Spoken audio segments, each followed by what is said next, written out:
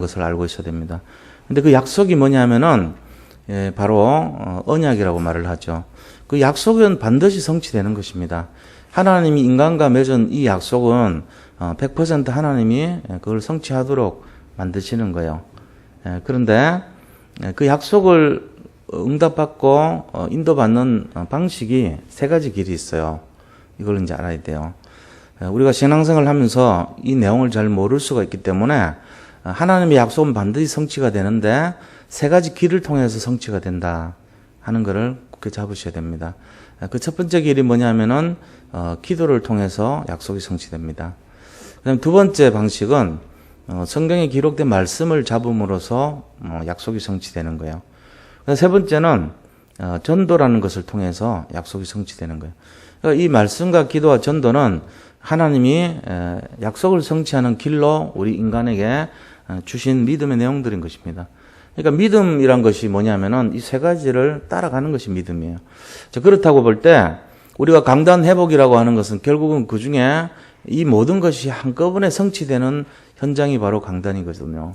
강단 속에서 말씀이 선포됩니다. 강단을 통해서 기도가 같이 함께하는 역사이나 같이 기도합니다. 강단에서. 그다음 강단을 통해서 그 선포되는 내용이 뭐냐면은 전부 전도의 축복을 나누고 있어요. 그러니까 강단 잡으면은 말씀과 기도와 전도의 언약이 선포되는 자리이기 때문에 그래서 강단을 회복하면은 응답을 받게 돼 있는 거죠. 강단 놓치고 자기 소견에 어른 대로 살아가는 사람들은 결국은 뭐가 되냐면은 나중에 어려움을 당하게 돼 있죠. 그건 당연한 귀결이라고 볼 수 있습니다. 그래서 우리가 그 얘기를 한 거예요. 그래서 강단은 하나님의 최고의 축복의 장소다 하는 거죠.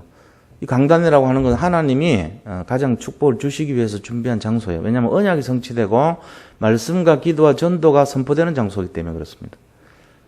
그래서 최고 축복의 장소예요. 근데 만약에 우리가 이거를 실패하면 어떻게 되냐? 노예와 속국과 포로가 되는 것입니다. 그래서 이 강단 자체에서 하나님 역사하는 길을 준비해 놨어요. 강단을 통해서. 그러니까 이제 강단 메시지가 그냥 단순한 우리가 뭐 은혜를 받았다. 그냥 이렇게 그렇구나 이런 수준 되면 안 돼요. 그러면 그 사람은 그 은혜 받았다고 하는 참고적인 그 수준의 응답을 받게 돼 있어요. 그런 수준으로 받으면 안 되고 강단 말씀이라고 하는 거는 하나님께서 우리에게 길을 열어주시는 거예요. 지금 하나님이 열어주시는 그 길을 우리가 잡는 시간이 돼야 돼요. 말씀과 기도와 전도를 통해서 이게 성취되는데 언약이 성취되는 최고 축복의 시간표요. 최고 축복의 길이다 이렇게 보시면 됩니다. 놓치면 영적으로 노예 생활되고 속국되고 포로가 되는 것입니다. 이게 강단이에요. 자, 강단을 잡으면 뭔 역사가 일어나냐면은 가는 곳마다 사람을 살려요. 가는 곳마다 사람이 살아나요. 회복이 돼버려요. 강단을 말씀을 잡고 딱 가면은 회복되고 응답이 되고 살아난 역사를 합니다. 왜 그러냐 하면은 강단에서 선포하는 내용이 모든 걸 살리는 내용이거든요. 회복의 내용이고 복음의 내용이고 치유의 내용이고 그 다음에 회복시키는 그 모든 것을 살리는 그런 내용이란 말이에요. 그러니까 능력이 있기 때문에 살아나요. 사실은. 그 능력의 근본이 어디서 나오냐? 복음에서 나오는 거예요. 그러니까 복음이 선포되고 능력이 선포되고 회복이 선포되고 치유가 선포되고 그 다음에 이 강단 속에서 진짜 생명이 선포되기 때문에 다 살아나는 것이죠. 우리가 이거를 잘 잡으셔야 돼요. 그 강단에 있는 거를. 강단에서 다른 거 얘기하는 게 아니고 이것을 얘기하는 거거든요. 회복과 능력과 복음과 치유와 응답 이런 것이 이제 선포된다는 거예요. 그러니까 하나님이 가장 좋도록 하기 위해서 준비한 길이다.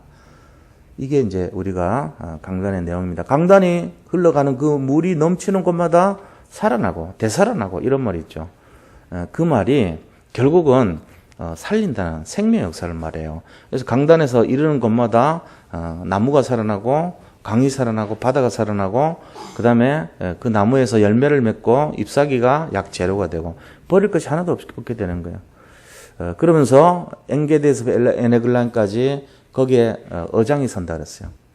예수님 사역을 하셨던 장소가 바로 엔게디부터 에네글란까지거든요. 그 지역이 전부 다 어장이 서가지고 사람을 살리는 장소가 됐잖아요. 이것이 바로 강단에서 지금 하는 말씀이 가는 곳마다 살아나는 역사를 말하는 것입니다. 그래서 우리가 결국은 신앙생활 전체가 뭐냐면은 강단의 언약을 잡고 언약을 성취해가는 발걸음이 신앙생활이에요.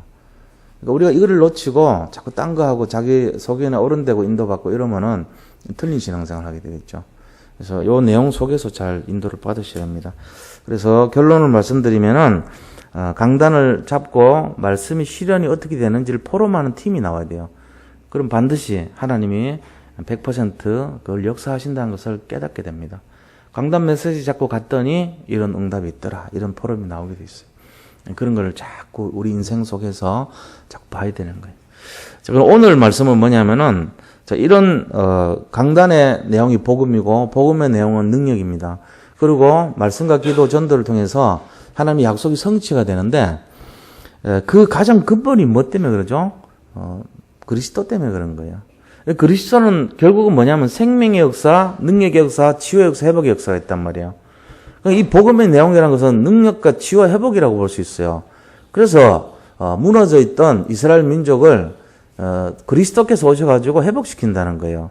그게 바로 이사야서 11장의 전체 내용인 것입니다. 지금 이스라엘 민족이 어떻게 되어 있어요? 포로로 잡혀간다는 것을 예언해 놨잖아요. 이유는요, 우상숭배를 너무 많이 했기 때문에. 그래서 이 북왕국 이스라엘도 아수르의 베가가 들어와가지고 베가를 의지했거든요. 아수르 왕 그쪽에 있는 베가 왕을 의지하고 하니까 완전 그들이 쳐들어와가지고 오히려 침략을 해서 죽이는 거예요. 의지하지 말라는 거죠. 우리를 허물고 있는 그 악한 사단을 의지하는 거랑 똑같아요. 우상숭배를 많이 하고 하나님을 떠나니까 결과적으로는 이런 징계를 받는다는 내용 아닙니까? 이렇게 해서 잡혀갔던 사람들이 남은 자였어요. 끝까지. 그 사람들을 통해서도 회복시켰지만 하나님은 완전한 축복과 응답을 준비하시고 여기에 뭘 보냈냐? 그거를 회복할 주체인 그리스도를 보내신다는 얘기예요. 자, 그래서 회복의 메시아의 첫 번째가 뭐냐? 본론으로 들어가서 첫 번째는 오늘 본문에 보니까 이새의 줄기에서 난 싹이다 이렇게 돼 있어요. 이새의 줄기에서 1절에 보니까 이새의 줄기에서 한 싹이 나며 그 뿌리에서 한 가지가 나서 결실할 것이요 이렇게 돼 있거든요. 이새의 줄기에서 싹이 난다고 돼 있어요. 우리가 생각할 때 통상으로 이새의 줄기라고 왜 표현을 했을까요? 질문 한번 해봐야죠. 속으로. 다윗의 뿌리라고 하면 더 멋있잖아요. 다윗이라고 하는 직분은 왕의 직분인데 왜 하필이면 그 다윗의 아버지 이새를 불러가지고 이새의 줄기에서 한 싹이 나면 이렇게 표현했습니까? 저 같으면 기록을 하더라도 이왕이면은 다윗의 줄기에서 한 싹이 나며 그 뿌리에서 결실할 것이요 열매를 맺을 것이요 이랬을 것인데 그렇게 표현 안 해요. 이새의 줄기에서 한 싹이 나며 왜 그러죠? 우리 잘 알아야 돼요. 이 내용 이유는 뭐냐면은 메시아가 대단한 왕으로부터 온 것이 아니라는 거예요. 메시아라고 하는 이 직분은요 평범하기 그지없고 어떤 면에서는 초라하기까지 한 그런 분이었어요. 성경에는 뭐라고 되어 있냐면은 흠모할 만한 것이 없다 이렇게 되어 있거든요. 그렇게 이렇게 우리가 막 굉장하게 왕처럼 대우하고 굉장히 멋있고 잘생기고 그런 구석이 없던 평범한 가운데 오셨다는 거예요. 그래서 굳이 다윗같이 멋있는 왕, 잘생긴 왕, 그 다음에 정말로 용감한 왕으로 표현한 게 아니고 평범하기 그지없는 농부 출신의 이새를 딱 세운 거예요. 이새의 줄기에서 한 싹이 나며 그렇게 말한 거예요. 그러니까 우리가 이런 걸 잘 봐야 됩니다. 우리 자신들은 굉장히 화려한 그리스도, 멋쟁이 그리스도, 대단한 직분을 가진 엄청난 왕으로 오신 그리스도를 기대하지만 하나님은 그렇지 않아요. 편안하기 그지없고 평범하기 그지없고 마치 우리와 같이 세상 말로 별 볼품 없는 그런 그리스도. 거기에 우리가 외모에 집중하는 것이 아니라 외적인 환경에 집중하는 것이 아니라 그냥 자연스러운 그 모습 속에 엄청나게 능력이 있는 그리스도. 그거를 설명하려고 이새의 한 줄기에서 어린 싹이 나며 이렇게 표현한 거예요. 우리가 이걸 잘 봐야 됩니다. 하나님께서 이렇게 표현한 이유가 뭔가? 그것은 바로 평범함 속에서 이 세상을 살리기 위해서 오신 메시아를 알아야 된다는 것입니다. 우리는 외적인 것에 속습니다. 그렇지 않습니다. 외적인 것에 속으면요, 자꾸만 우리는 교회가 굉장히 화려해야 되고 커야 되고 멋있어야 되고 여기 오시는 분들은 대단한 분들이어야 되고 이런 껍데기에 속아버려요. 그게 아니에요. 여기 오신 분들이 바로 하나님의 최고 관심 있는 분들이에요. 하나님께서 가장 우리를 기뻐하시는 분들이 여기 앉아 계신 거예요. 그거를 진짜로 잡으시기 바랍니다. 내 자신에 대해서 모르면 안 돼요. 제가 저번에도 얘기했죠. 이 우주 전체에 별이 몇 개가 있냐면 100회 100회계가 몇이냐 10의 22승 1 다음에 공이 22개 붙은 그 개수의 별이 있는데 그 100회 되는 별 중에 가장 가운데 별이 누구냐? 지구라니까요.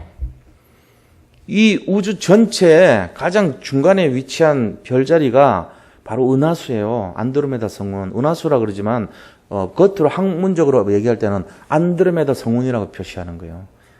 그 안드로메다 성운에만 해도 1000억 개의 별이 있는데 그중에 지구는 그 안에 있는 태양계 속의 한 별에 지나지 않습니다. 그런데 하나님이 조사를 해봤더니 이 우주 전체의 센터에다가 바로 이 은하수를 갖다 놨더라는 걸 발견했어요. 그 속에 우리가 들어가 있는 거예요. 그러니까 모든 거에 집중된 거에 0.001% 안에도 들어가는 그 범위 안에 우리가 들어가 있다는 사실입니다.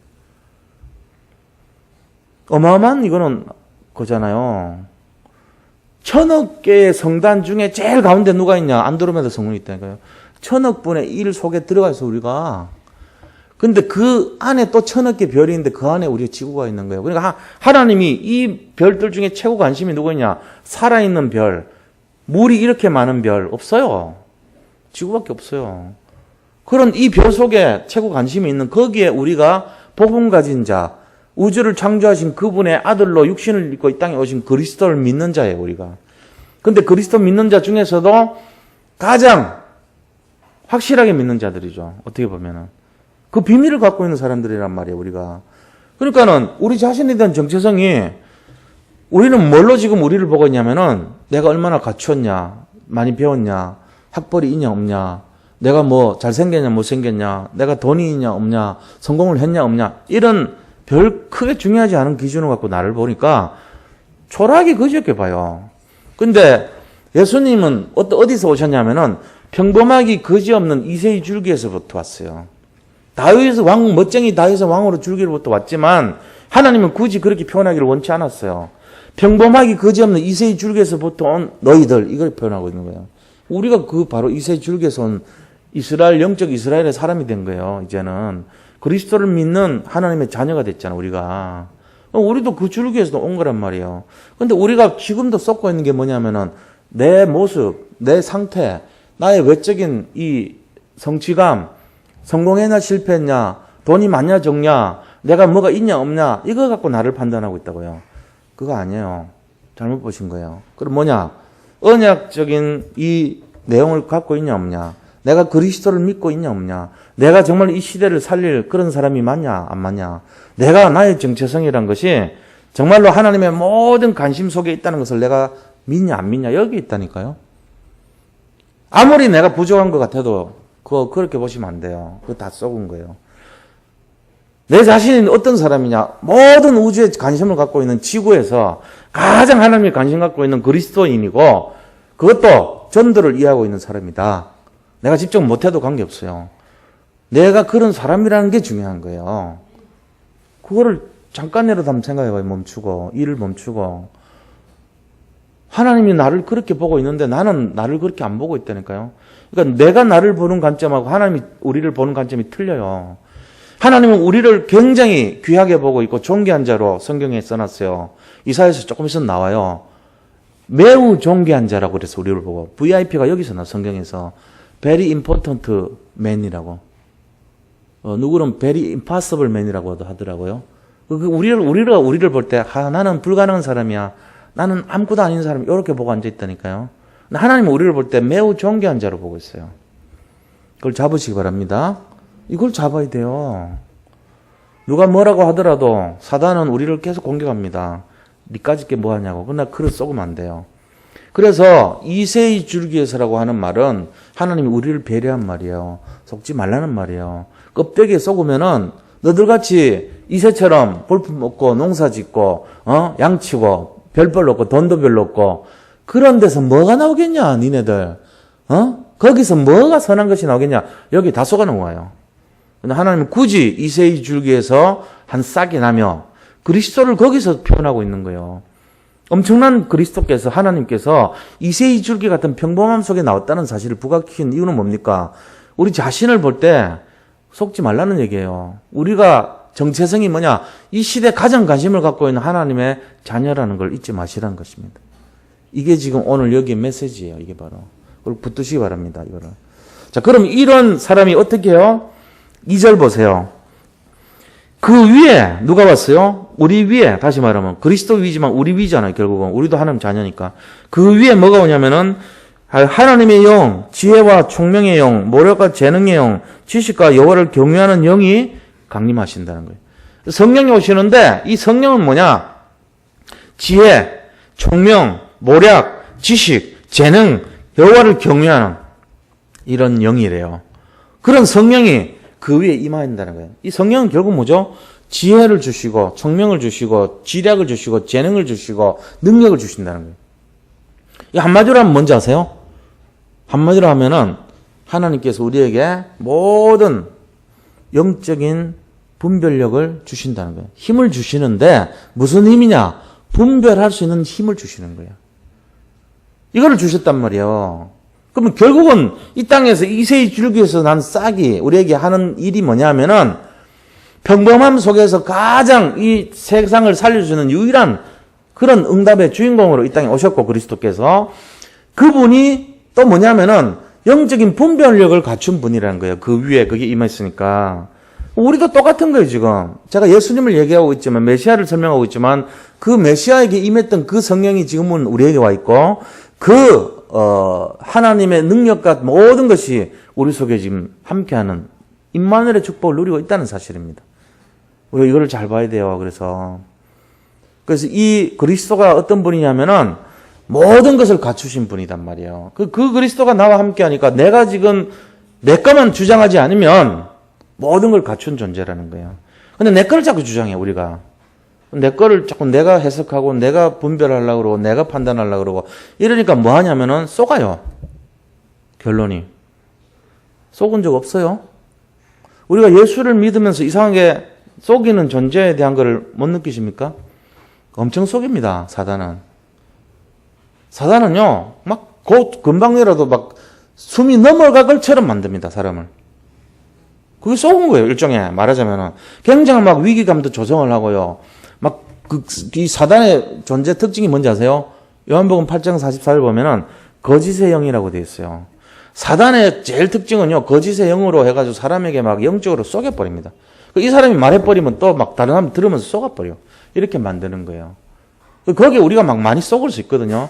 그래서 뭐가 필요하냐면은 이 그리스도 메시아가 갖추고 있는 영적인 분별력을 갖추고 있어야 돼요. 그게 중요해요. 이거 없으면요 흔들리게 됐습니다. 지금 하나님이 이 얘기를 왜 하시냐? 사단이 늘 우리를 속이기 때문에 그런 거예요. 그래서 하나님이 이 모든 것에 속지 않고 자 3절에 보세요.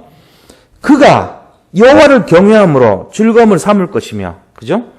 그의 눈에 보이는 대로 심판하지 아니하며 그의 귀에 들리는 대로 판단하지 아니하며 이게 중요한 거예요. 속지 않는단 말이에요. 이런 분별력을 다 갖고 있기 때문에 눈에 보이는 대로 귀에 들리는 대로 판단해버리면은 다 속게 돼 있어요. 우리가. 왜요? 거짓의 영인 사단이 들려주는 대로 움직이면 금방이라도 우리가 뭐가 막 큰일 나요. 반드시 그렇게 돼 있거든요. 근데 실제로는 그렇게 안 돼요. 왜 안 되냐? 전체 지혜의 영이요, 모략의 영이요, 재능의 영이요, 모든 전체적인 분별을 갖춘 영인 그리스도께서 우리와 함께하기 때문에 그런 거예요. 우리는 속지 않아요. 그래서 공의라고 하는 것은 정확한 기준을 말하는 거죠. 법적인 정확한 기준, 공정한 기준, 이게 공의로운 거예요.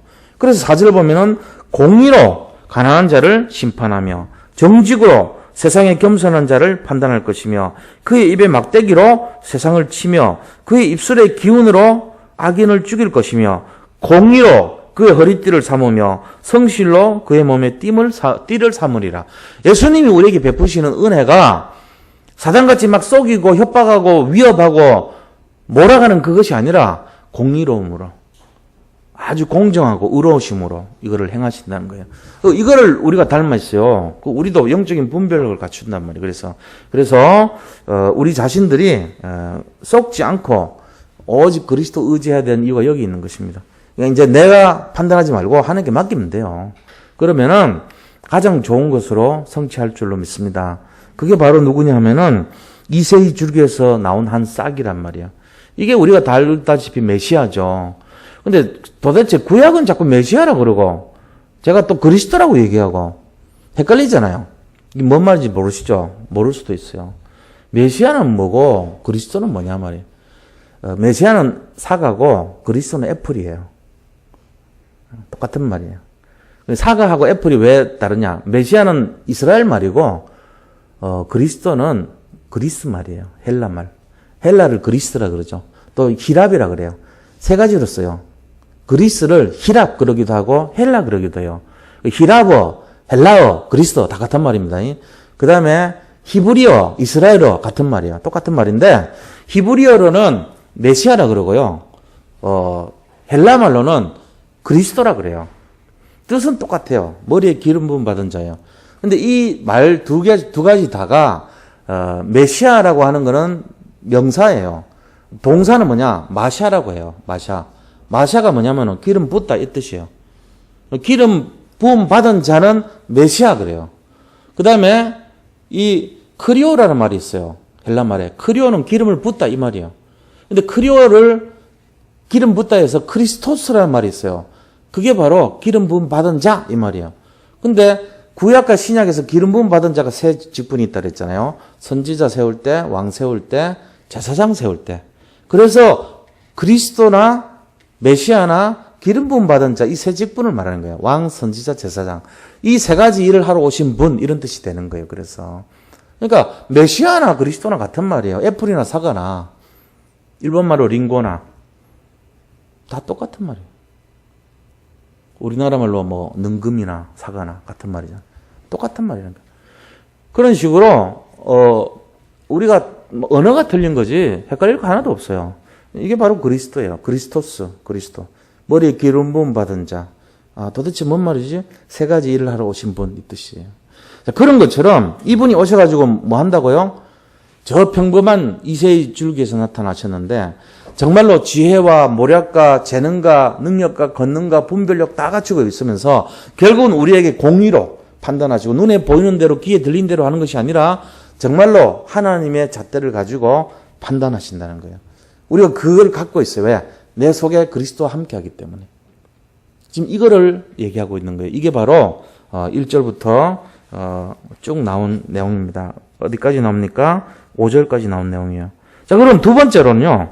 이런 그리스도께서 오셔가지고 뭘 하셨는가? 그걸 알면 되죠.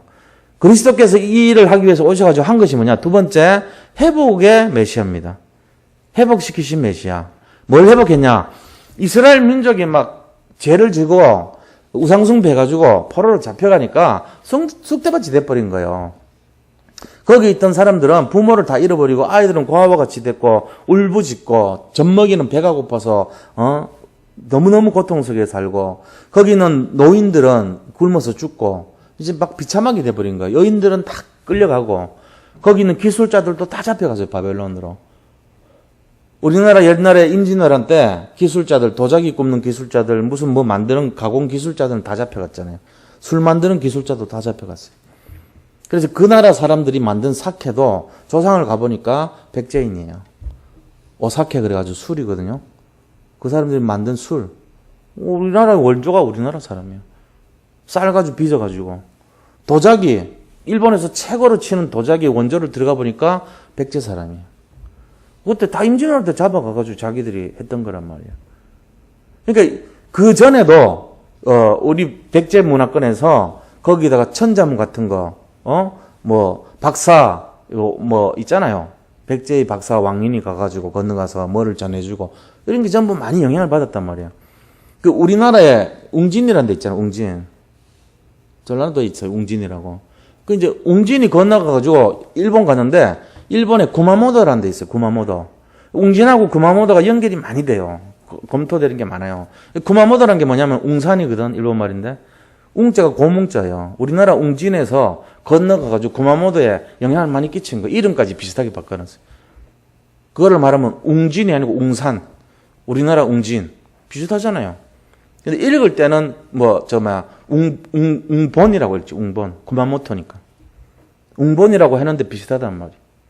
그 이제 남들은 모르지만 우리나라가 그만큼 영향을 많이 끼쳤다, 옛날에.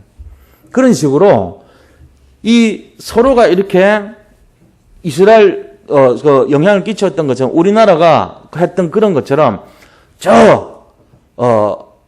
일제시대 때 또 임진왜란 때 그 영향을 이 이스라엘 민족들이 다 당했단 말이에요. 그 남아있는 사람들 막 피폐하고 전쟁에 막 남아있는 게 시달리고 이런 일이 막 일어난 거예요. 그런 현상 속에서 이 메시아가 오셔가지고 그 땅을 어떻게 했냐? 전부 회복시킨 거예요. 그걸 얘기해요. 자, 그래서 보면 그게 6절에서 8절까지입니다. 어떻게 회복하냐? 6절부터 8절까지 보세요. 그때에, 이 메시아가 오신 그때에, 이리가 어린 양과 함께 살며, 너무너무 막 이게 말이 안 되고, 약육강식, 적자생손, 이게 이제 세상의 모습 아닙니까? 막 없으면 없대로 밟아 죽이고, 남들보다 군림하고, 그 다음에 힘들게 만들고, 핍박하고, 힘든 사람 더 쫓아내고, 뭐 인정사정 볼 거 없고 짓밟아야 내가 산다는 원리로 그게 이제 전쟁의 모습에 남은 이 상처받은 이스라엘 모습인데 이걸 회복시킨 거예요. 어떻게 해요?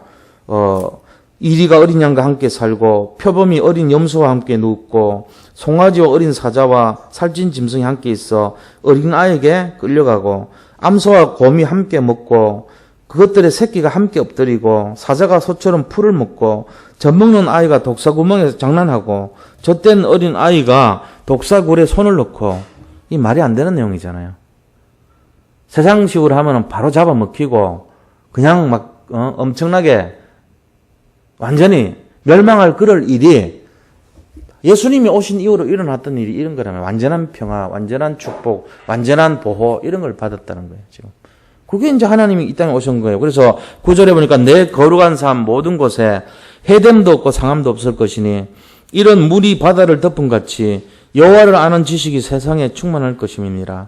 물이 바다를 덮으면 뭐가 됩니까? 다 가리고 감춰져. 오직 한 가지만 드러나는 거예요. 뭐냐? 복음만 드러나게 만드는 거예요. 물이 바다를 덮음처럼 온 세상이 복음으로 뒤덮여서 완전한 축복, 완전한 보호, 완전한 응답을 누리는 세상이 펼쳐진다는 거예요. 이게 세계복음화입니다. 이게 바로. 전 세계가 물이 바다를 덮음 같이 되는 게 세계복음화예요. 이 언약이 그리스도 오신 이후 성취되는 일이란 말이에요. 이게 바로. 그래서 이 그리스도로 충만하고 말씀으로 충만하고 세계 전체가 복음으로 충만한 것이 물이 바다를 덮음 같이 되는 거예요. 예수님 오셔가지고 하신 일이 이런 일이란 말이에요.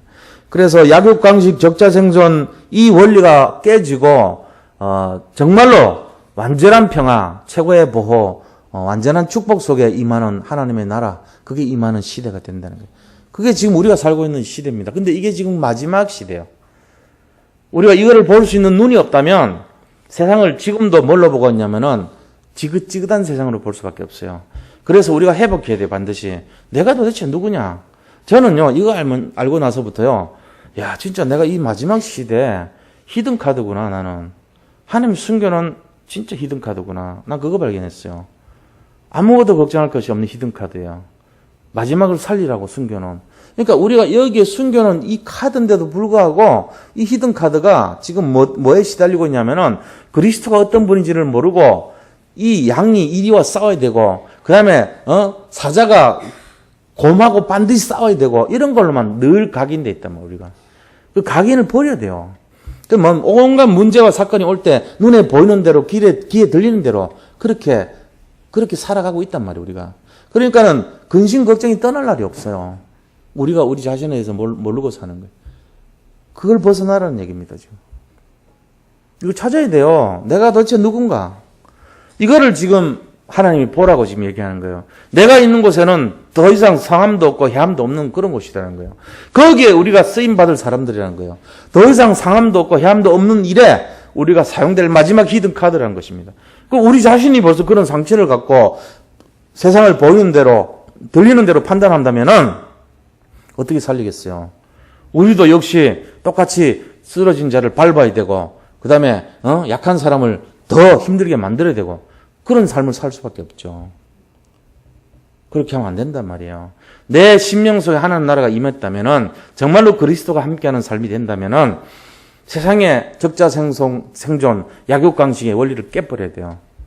그러면서 뭐야 됩니까? 사실은 수용하고 포용해주고 함께 갈 수 있고 아무리 독사의 고리를 할지라도 손을 집어넣을 수 있을 정도고 그 다음에 정말로 말도 안 되는 어려움과 두려움과 환란이 있다 할지라도 이것을 바라보는 정확한 영적 분별력을 갖춰야 되고 이제 이런 것을 말하는 거예요. 그게 하나님이 원하는 하나님의 나라입니다. 그 하나님 나라의 시간표 속에 우리가 마지막 쓰임받을 주자라는 사실을 진짜로 회복하시기 바랍니다. 자, 그럼 큰 세 번째입니다. 남은 자의 귀환입니다. 하나님은 이 시대의 남은 자들, 다시 말하면 이 시대에 살릴 히든카드를 시대마다 준비시켜 놨어요. 그게 지금 남은 자에 대한 거거든요. 바로 렘넌트라고 그럽니다. 렘넌트가 뭡니까? 밟아도 그 생명을 꺼트릴 수 없는, 생명을 짓밟고 죽일 수 없는 그 마지막 생명체가 남은 자예요. 그게 이제 바로 그루터기란 말이에요. 근데 놀라운 사실은요, 모든 세상에 남은 자가 다 있습니다. 신기하죠? 하나님의 원리가 뭐를 통해서 진행되냐면 남은 자를 통해서 진행시킵니다. 최근에 이상한 걸 많이 보시는 분들이 있어요. 왜냐? 그렇게 더운 무더운 여름에는 별로 나타나지 않던 이 모기 새끼들이 최근에 가을 날씨인데도 이상하게 극성스럽게 내 몸에 자꾸 와서 피를 요구한단 말이에요. 왜 그러지? 여름에는 그렇지 않던 놈들이? 그거 당해보신 분들 많을 거예요. 한 번도 이상하게 생각 안 해봤습니까? 얘들이 왜 이러지 진짜? 그게 왜냐? 남은 자를 만드는 시간표예요. 그 모기도 남은 자를 남겨야 될 거 아닙니까? 어떻게 남기냐? 남은 자를. 주로 우리를 공격하는 애들은 암놈들이 전부 다 암컷이 공격해요. 순놈은 모기는 피를 안 먹습니다. 나무즙을 먹고 살아요. 암놈만 피를 먹어요. 왜 먹냐? 우리 피가 걔들 남은 자의 껍데기가 돼요. 다시 말하면은 걔들이 알을 낳고 죽는 거예요. 걔들은. 그 마지막 알을 낳기 위해서 우리 피가 필요한 거예요. 그래가지고 여름에는 죽을까 싶어서 끝까지 살아남았어요. 계속 저들이 하다가 이제 죽을 날이 가까워진 거야. 아기를 만들어 놓고 빨리 가야 돼. 남은 자를 남겨놓고 가야 될 사명을 감당하기 위해서 나타난 거예요. 좀 얻어먹어 보려고. 그러니까 계절 우리는 이해가 안 돼. 왜 끝물에 나타났냐 얘들이? 좀 있으면 겨울 오는데. 근데 걔들은 내가 이제 충분히 살았으니까 그 아이들이 사는 동안은 즐기는 시간표예요. 여름에 막 즐겨야 돼. 그러다가 이제 끝물쯤 됐을 때는 진짜 사명, 1000명을 이제 감당하기 위해서. 1000명이 뭐냐? 새끼를 남겨놓고 가야 되는 게 1000명이거든요, 얘들은. 그래가지고 이제 공격하는데 힘이 없어, 이상하게. 그러니까 잘 잡혀 죽어요. 진짜 생명 건 헌신을 하는 거예요. 그것도 모르고 우리는 막 잡아. 힘도 없는데 애들한테도 잡히더라고. 이게 막 마지막 기운을 다 동원을 해가지고 핏바람 먹고 남은 자 남기고 가는데 우리는 그거를 기쁘게 느껴주지 못하고 끝까지 죽여. 그리고 이해를 못한다 그러면서 왜 요새 모기가 많지 이러고. 당연히 그래요. 내년 가을쯤 될 때 그때 또 나타납니다. 항상 가을 될 때쯤 나타나요, 애들이. 그래서 지금 어딘가에 그들의 남은 자를 다 숨겨놓고 갔어요. 근데 놀라운 사실은 이 남은 알들은요, 전부 포자라 그럽니다. 포자. 말하자면 포자라는 포대기에 쌓인 알이거든요. 근데 얘들은 일반적인 열과 습도와 온도에 다 견딥니다. 못 죽여요, 웬만해 갖고는. 웬만한 온도로는 얘들 죽일 수가 없어요. 그만큼 보호되는 거예요. 남은 자는 그런 거예요. 보호가 돼요. 균도 그래요. 미생물도. 이 공기 속에 돌아다니는 게 포자가 막 돌아다닙니다. 포자는 이제 알을 말하는데 이 알이 곰팡이 포자, 곰팡이도 이렇게 피어있는 거 탁 치면요. 거기 포자가 막 떨어져요. 눈에는 안 보이지만 현미경으로 보면은 이만큼 큰 포자가 딱 있습니다. 곰팡이, 이스트, 그 다음에 효모, 그 다음에 어떤 그 박테리아 같은 것도 다 포자를 남겨요. 박테리아 리케치아라는 것도 있어요. 박테리아 리케치아, 그 다음에 바이러스라는 게 있고 또 인플루엔자라는 것도 있죠. 그런 것들, 그 다음에 곰팡이는 굉장히 큰 거예요. 미생물의 종류들이 그렇단 말이에요. 이 곰팡이가 있고 효모가 있고 효모 그죠? 이스트라 그러죠. 그 다음에 그 아까 말씀드린 비루스, 인플루엔자, 그다음 또 리케치아 이런 것들이 전부 다 요새 이 에볼라 있잖아요. 에볼라. 그거는 리케치아예요. 리케치아라는 하나의 그 미생물이란 말이에요. 근데 얘들이 전부 다 뭘 남기냐? 위기 상황이 오면 아까 모기처럼 지는 죽으면서 포자를 팍 퍼뜨리고 죽어요. 근데 이 균들을 죽이려면 그냥 정상적인 온도에서 못 죽여요. 어떻게 죽이냐? 그냥 100도에서 끓이면 죽을 것 같죠? 안 죽어요. 100도에서 안 죽어요. 어떻게 그럴 수 있냐? 그러니까 포자죠. 이게 남은 자란 말이에요. 안 죽어요, 남은 자는. 이게 렘넌트예요, 그들의. 몇 도에 죽냐면은 100도씨에서 간헐 살균이라는 게 있어요. 100도씨에서 계속 30분 살균해요. 그 다음에 또 기다렸다가 식혔다가 또 100도씨에서 또 살균시켜요. 또 식혔다가 또 100도씨에서 살균시켜요. 이걸 몇 번을 해야 그제서야 애들이 죽어요. 그걸 이제 간헐 살균법이라고 해요. 간헐 살균법. 또 어떻게 죽이냐면은 아주 초고온에서 급속하게 딱 몇 초만 해도 죽긴 죽어요. 예를 들면 120도에서 15초 살균하는 게 있어요. 그건 이제 아주 그 고온에서 살균시키는 HTST라고 하이 템퍼러처 쇼 타임이라는 그런 살균법이 있어요. 그 다음 또 뭐가 있냐면은 아주 저온에서 60도에서 길게 살균하는 방법이 있어요. 그런데 그런 방법으로도 완전하게 살균이 안 돼요. 그럼 뭘로 죽여야 되냐? 121도에서 15분 동안 압력을 줘가지고 고압에서 살균하는 게 방법이 있어요. 그걸 이제 오토크레이브 살균이라고 하는데 이렇게 해야 포자까지 죽여요. 121도에서 15분 이상 고압 상태에서 1.5기압에서 1.5기압 121도 15분 이렇게 해야지 진짜 살균이 되는 거예요. 이만큼 렘넌트는 끈질긴 겁니다. 그걸 우리한테 주셨다니까요. 우리 정체가 뭐냐? 이 시대 살릴 마지막 렘넌트들입니다. 여기 계신 모든 분들이.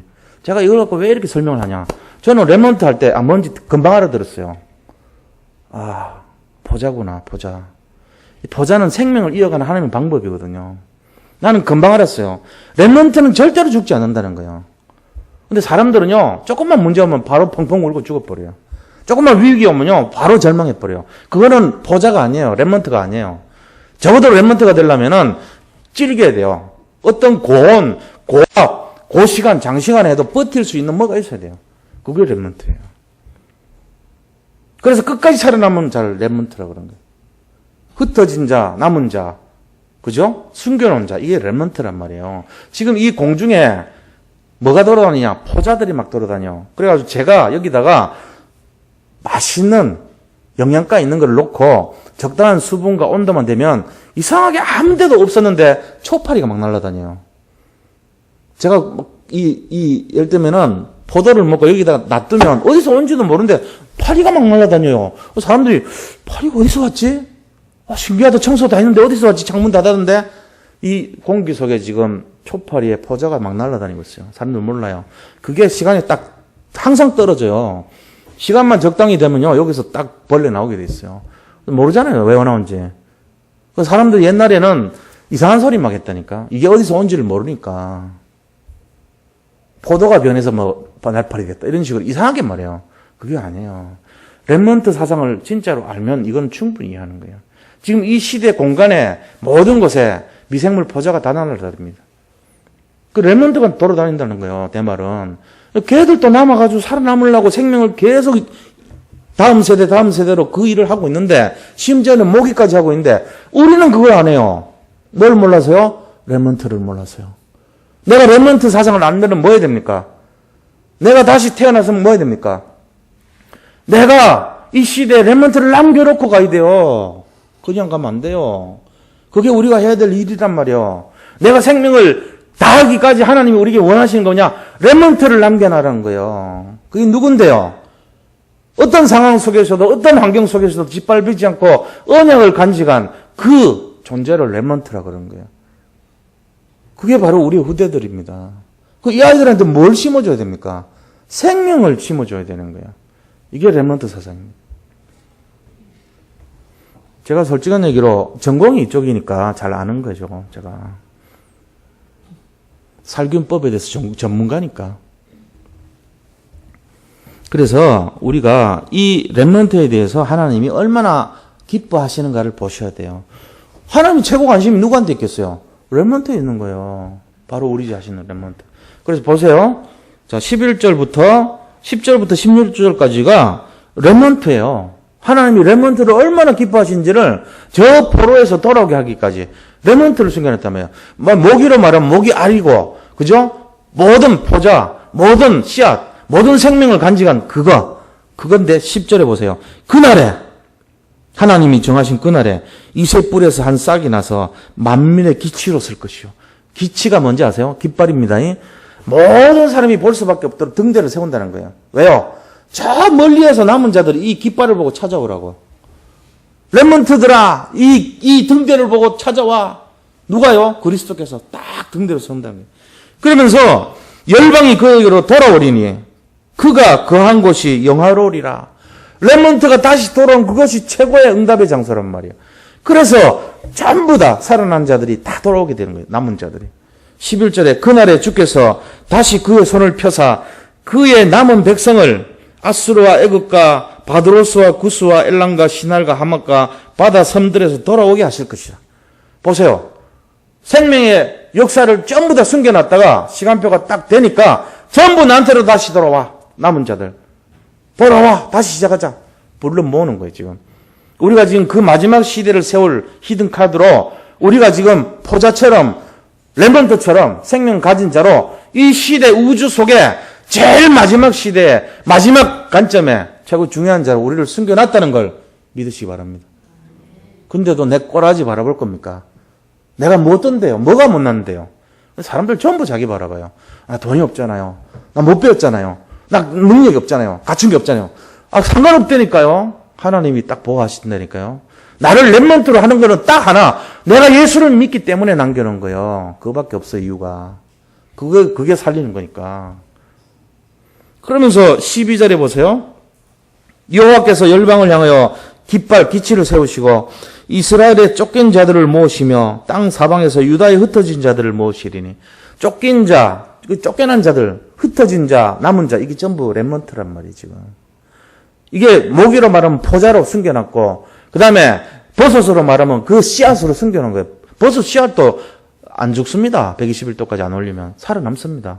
포자가 계속 살아남아요. 어마어마한 비밀이에요. 이거 모르실 거야 아마. 굉장히 죽이기 어려워요, 균들은. 그래서 이거 굉장히 의미가 있어요, 렘넌트. 저는 금방 알아듣겠더라고요, 렘넌트. 우리가 그거 알아야 돼요. 렘넌트를 아무리 짓밟아 보세요. 안 죽습니다. 웬만하게 해갖고는 안 죽어요. 그래서 하나님이 우리를 마귀를 공격을 아무리 해도 렘넌트는 못 죽여요. 그거 아셔야 돼요. 환경과 어떤 문제도 우리 자신을 꺾을 수가 없어요. 왜? 하나님의 전신갑주를 입고 있기 때문에 그래요. 이걸 잘 아셔야 됩니다. 우리는 렘넌트입니다. 그래서 13절, 14절 보니까 에브라임의 질투는 없어지고 유다를 괴롭게 하던 자들은 끊어지며 에브라임은 유다를 질투하지 아니하며 유다는 에브라임을 괴롭게 하지 아니할 것이요. 이제 평화가 오는 거예요. 그들이 서쪽으로 블레셋 사람들의 어깨에 날아앉고 함께 동방 백성을 노력하며 에돔과 모압에 손을 대며 암몬 자손을 자기에게 복종시키리라. 누가요? 남은 자들이요. 누구를요? 사단의 졸개들을요. 남은 자들이 돌아와서 그리스도 안에 모이고 메시아 안에 모여가지고 그날 되면 저 모든 악령들, 사단의 졸개들을 공격할 것이다. 그 말입니다. 지금 이게. 우리가 지금 그 사명 가진 마지막 카드예요. 렘넌트예요. 그러면서 15절에 여호와께서 애굽 해만을 말리시고 그의 손을 유브라데 하수 위에 흔들어 뜨거운 바람을 일으켜 그 하수를 쳐 7갈래로 나누어 신을 신고 건너가게 하실 것이라. 저 애굽 우상 나라를 박살낸다는 거죠. 그러면서 16절에 그의 남아있는 백성 곧 아수르에서 남은 자들을 위하여 큰 길이 있게 하시되 이스라엘이 애굽 땅에서 나오던 날같이 출애굽했던 것처럼 저 포로되어 갔던 아수르의 백성들 남은 자들을 다시 돌아올 큰 길을 내실 것이다. 우리가요 포로에서 해방되고요 완전한 자유, 완전한 축복, 완전한 응답의 주인공이 될 것을 잡으시기 바랍니다. 이게 렘넌트예요. 오늘 말씀은 세 가지 얘기한 거예요. 첫 번째는 이새의 줄기에서 난 한 싹이 그 싹이 우리에게 썩지 않는 영적 분별력을 주신다는 거예요. 임마누엘 하셔서. 두 번째는 그 싹이 오면은 모든 환경을 회복시키신다는 거예요. 그래서 그 일을 하는 자로 특별히 남겨놓은 자들이 렘넌트입니다. 그들이 와서 하는 일이 뭐냐? 세상 모든 것을 다시 악한 세력들을 없애버리는 데 쓰임 받는다는 거예요. 우리가 그 일을 하는 거 아닙니까? 지금 전도자로서. 이 시대에 렘넌트의 비밀을 가진 전도자로서 마지막 시대에 쓰임받을 자로 우리가 준비되고 있는 거예요. 아무도 우리를 꺾을 수 없어요. 아무도 우리를 짓밟을 수 없어요. 이걸 굳게 믿으시기 바랍니다. 왜? 그리스도가 함께하기 때문에. 그래서 우리 렘넌트에 대해서 다시 한번 생각해 보세요. 하나님의 특별한 관심과 보호와 은혜가 임한 자가 렘넌트입니다. 그냥 렘넌트 아니에요. 그 힘없고 비실거리는 그런 렘넌트가 아니라니까요. 이거는 엄청난 비밀 있는 렘넌트예요. 이 지금 눈에 보이지 않는 이 세상에 떠다니는 공중에도 렘넌트가 많이 돌아다니고 있어요. 제가 볼 때는 각종 미생물의 렘넌트들, 각종 곤충의 렘넌트들 다 돌아다니고 있어요. 우리가 호흡을 하고 있지만은 그 속에 숨겨놓은 그 비밀을 안다면 우리 인간이 이 우주의 가장 센터에다가 주님이 주시고 직접 인간의 육을 입고 이 땅에 오신 분이 걱정하지 마라. 내가 너희와 세상 끝날까지 함께 하겠다. 약속까지 주시고 말씀으로 인도하시는데 벌벌 떨 필요가 없죠. 눈에 보이는 대로 귀에 들리는 대로 판단하지 마세요. 속지 마시기 바랍니다. 우리는 구별된 자입니다. 이 시대를 살리라고 먹고 사는 거 중요한 거 아니에요. 그게 중요한 게 아니고 특별한 존재로 하나님의 자녀로 보호하시고 부르신 자들입니다. 정신 차려야 돼요. 그걸 놓치고 다른 거 바라보면 속는 거예요. 뭐라고 속인지 아세요? 야, 열등감 좀 가져. 니까지 거 갖고 무슨 일을 하겠어. 너처럼 신앙생활 해가지고 무슨 힘 있어. 공격한다니까요. 그러나 우리 자신이 이미 렘넌트라는 걸 알고 계셔야 돼요. 아무도 우리를 꺾을 수 없고 아무도 우리를 공격할 수 없고 보호할 수밖에 없는 하나님의 전신갑주로 무장된 자요. 내가 노력해서 된 것이 아니라 이미 믿을 때 얻어진 거예요. 렘넌트는. 저 보살것없는 미물인 모기까지도 그 자식인 알을 낳았을 때는 그 알을 어마어마하게 보호해 주는 거예요. 렘넌트 정신이에요. 그게 바로. 그런데 그 알 자체는 연약하다고 생각할 거 아닙니까? 우리 엄마도 없고 힘들고 세상은 어렵고 먹고 살기 힘들고 핏바람 먹다가 잘못하면 맞아 죽고 지 나름대로 그런 생각한다니까. 지를 바라보면 안 돼. 지가 어떤 존재인지를 모르고. 우리하고 똑같아요. 생각하는 게. 제발 오늘 이 밤에 자유하시기 바랍니다. 우리는 보통 사람들이 아닙니다. 저는 그걸 새삼 깨달을 때마다 잠이 안 올 정도로 기뻤어요. 아, 내가 그런 존재구나. 이 축복을 마음껏 누리시는 축복을 세상 끝날까지 누리시기를 축원드립니다. 결론입니다. 결론이 뭐냐? 어떤 상황 오더라도 속지 마세요. 속으면 안 돼요. 렘넌트는 속으면 안 돼요. 영적인 분별력을 갖추시기 바랍니다. 두 번째는 모든 것이 반드시 응답됩니다. 렘넌트는 그렇습니다. 렘넌트는 마지막 시대의 히든카드입니다. 우리 자신들이 지금 나이가 많건 적건 관계없어요. 그게 렘넌트예요. 우리가. 이 시대를 살리라고 숨겨놓은 마지막 주자란 말이야. 그래서 모든 비밀을 다 알아버렸어요. 거의 다. 복음의 비밀, 하늘의 비밀 다 알고 있어요. 우리는. 렘넌트입니다. 그러니까 오직 우리가 해야 될 일이 뭐냐? 그리스도에만 집중하시면 됩니다. 그래서 절대로 실패하지 않고 절대로 망하지 않는 렘넌트 정신. 이거를 끝까지 잡아야 돼요. 회복의 메시아로 오셨기 때문에 그 메시아가 우리와 함께 한다고 약속하셨기 때문에 그 그리스도를 지금 우리와 함께 하기 때문에 우리는 절대 실패하지 않습니다.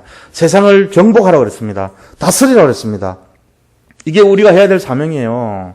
그게 바로 천명이란 말이에요. 세상 살리라 그랬단 말이에요. 살려야 될 사람이 자기 앞가림도 못하고 힘들다고 생각하는 것 자체가 틀린 거예요. 지금. 자기를 살리지 못하는 사람이 무슨 남을 살립니까? 우리 스스로는 가만히 있으면 돼요. 그러니까 내 생각을 꺼면 돼요. 내가 나를 판단하면 틀린 거예요. 내가 주님을 바라보면 돼요. 그래, 그게 제대로 간 거예요. 내가 나를 바라보면 틀린 거예요. 내가 주님을 바라보고 하나님은 하실 수 있다. 나는 못하지만 하나님은 이미 다 끝내셨다. 이거를 진짜로 잡고 렘넌트 정신을 회복하는 그런 날이 되기를 바랍니다. 오늘 최고로 승리하시기 바랍니다. 오늘 받은 말씀 잡고 한번 주여 한번 부르시고 기도하도록 하겠습니다. 같이 한번 기도하겠습니다. 주여! 하나님 아버지, 우리 자신들이 정말로 비록 보이는 것, 나타난 것은 초라하고 부족할지 모르지만 아버지 절대로 속지 말게 하시고 우리 자신의 정체성을 판단하고 우리가 복의 근원이요 세상 모든 사람 살릴 자로 마지막 시대를 위해서 우리를 준비하셨다는 것을 굳게 잡고 승리하기를 원합니다. 우리가 렘넌트 의원이 주님이 함께 하실 것이고 주님이 보호하실 것이고 주님이 주님의 일을 성취하실 것을 믿습니다. 우리의 힘이 아니라 하나님의 능력으로 이 모든 것들을 감당할 수 있기를 원합니다. 주께서 함께 하시고 능력으로 붙들어 주시고 역사하시고 인도하여 주옵소서. 모든 영광을 주께 돌렸고 예수 그리스도 이름으로 기도드립니다. 아멘. 우리 교회 기도 제목 있습니다. 그 기도 제목을 같이 한번 하는데 찬송